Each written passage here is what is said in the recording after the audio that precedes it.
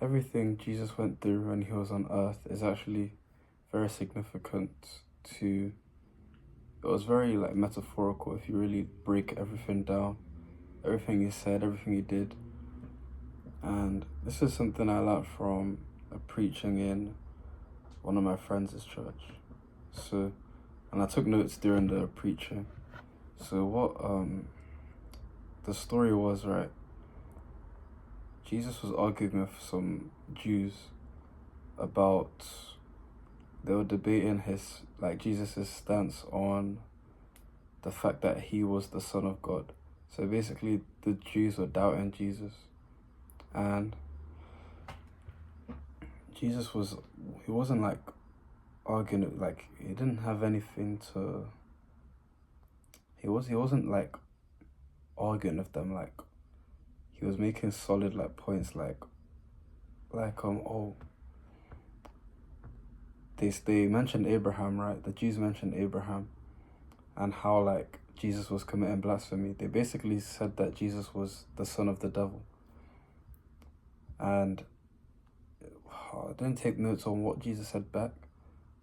I think this passage is like in John chapter 9. But one thing that Jesus said that's really like,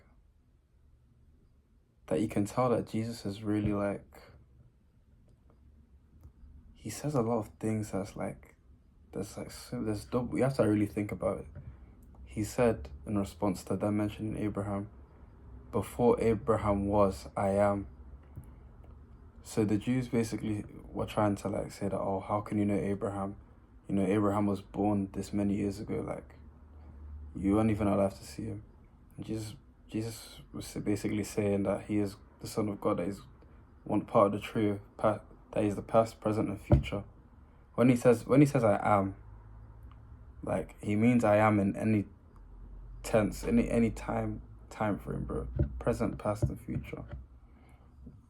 Anyway, after they had that whole theological debate, that wasn't the main point of what I'm trying to get at, but after they had that whole debate, the Jews picked up stones and started throwing the stones at him, and Jesus went to hide himself. So Jesus was just walking away basically, and in the midst of all the stoning, he saw somewhere in the back of the crowd, someone that's sitting on the ground that was blind. And the interesting thing about this blind man is that he wasn't blind like by like a medical condition or something, like, or like an accident. Like he was born blind. So that was the interesting thing about this blind person, that he was born blind. And all the blind people that Jesus has healed before, they weren't born with blindness. Like they had sight before.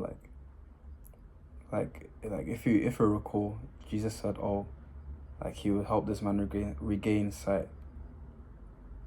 But anyway, so this man was born blind. So Jesus went through all these people to attend to this blind man that's been born blind. And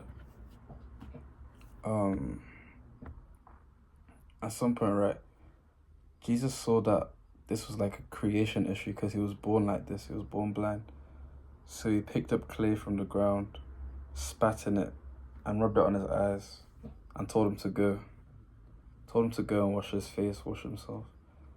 And Jesus told him to wash himself in a specific fountain that was like a couple kilometers away from that place. I think it was 2 kilometers or something. And the blind man had to go in faith and wash himself.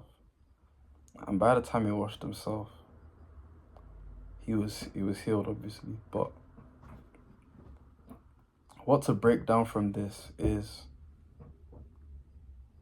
okay, the clay, this is a creation issue. So Jesus used dirt and we came from dirt. That's how God made us. He rose us from dirt, from dust.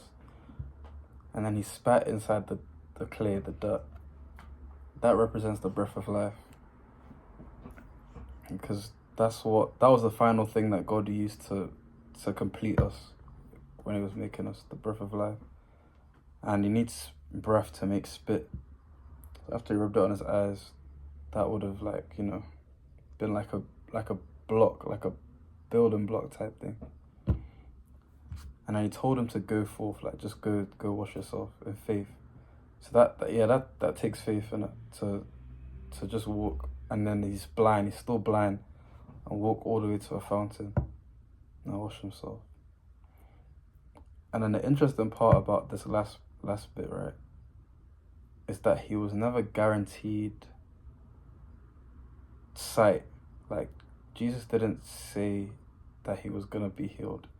He just told him to go and wash his face, like go and wash himself. So Jesus never promised him sight after he washed himself. And what the main point I'm trying to get at right now, right, is the man wasn't born blind because of his sin or his parents' sin, but so that the work of God could be shown through him. And there's a Bible verse that can support that. I'll leave the Bible verses in the description if I remember to do that for all these like things. But like the sin has nothing to do with the blindness, and the blindness in our case represents our problems. Like it could be anything, like debt, trying to become rich, trying to get a wife or something, trying to do all these things. And then the dirt that was rubbed in our eyes is like sin, or like maybe just in general going to wash yourself in the fountain because you're dirty, like, you know, this you're sinful. God wants us to see, Jesus wants to tell us in this story, right, that the problem isn't the problem at hand, you know what I mean? The problem is the sin itself. The fact that you're unclean and sinful, that's the problem. And so you may come back with the problem, like God didn't guarantee that the problem will go away, but the main thing he's concerned about is the sin, like if the sin is gone or not.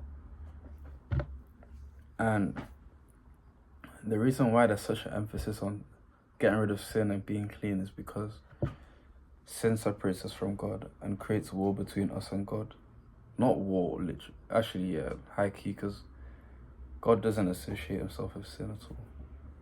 Sin is for the devil. Sin is like you're a part of the devil's children. God forbid, but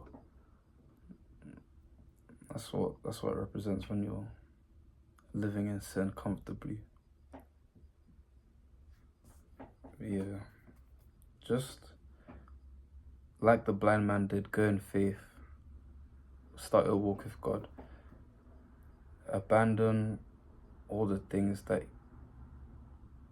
are holding you back. Deep down, even if you say to people, oh, like, you know, this is fine, I can keep doing this, deep down you know that God doesn't want you to do that.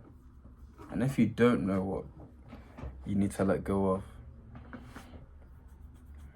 in fact, because the Spirit should convict you, and then pray about it, obviously, but the Spirit should convict you.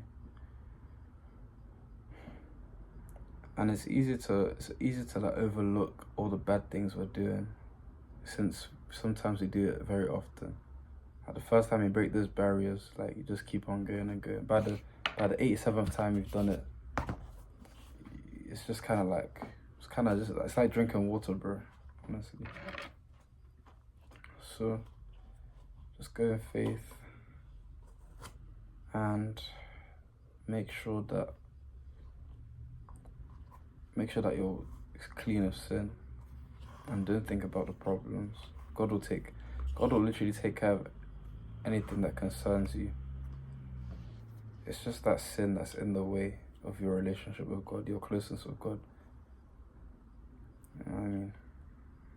Yeah, that's all I want to say. Stay blessed.